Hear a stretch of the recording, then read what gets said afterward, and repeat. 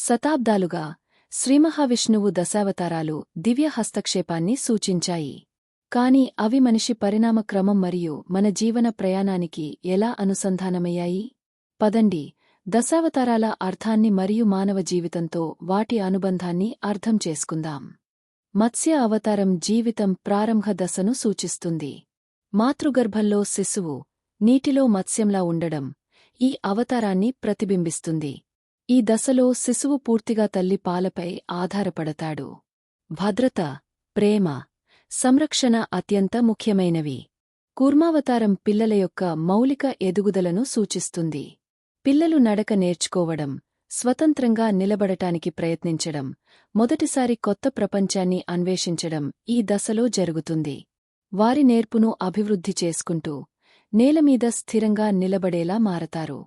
వరాహావతారం భూమిని సముద్రమధ్యనుంచి ఎత్తినిలబెట్టడం, ఉత్సాహం, విచక్షణ, కొత్తదనం మరియు శక్తిని నిదర్శిస్తుంది.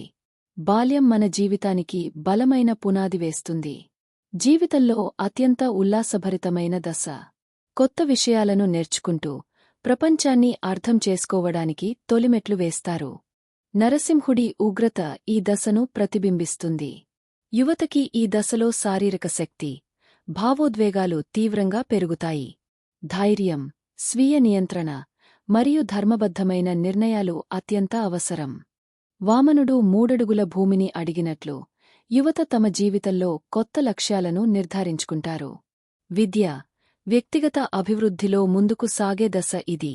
వామనుడులాగా వారు జీవన గమ్యాన్ని చేరడానికి అడుగులు వేస్తారు.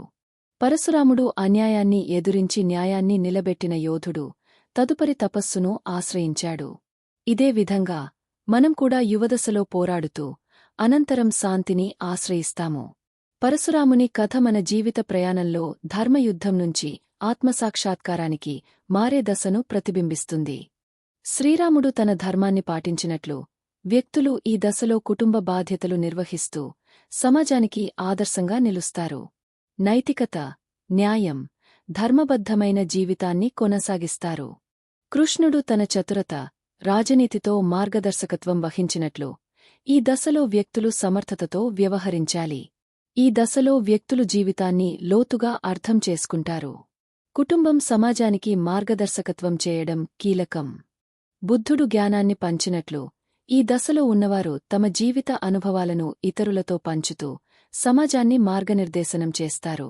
అనుభవంతో సంపూర్ణ పరిణతి చెందే దశ. వ్యక్తులు లోతైన ఆలోచనలతో జీవితం గురించి అవగాహన పెంచుకుంటారు. కల్కి అవతారం యుగాంతం సమయాన ధర్మస్థాపన కోసం వస్తాడని చెబుతారు.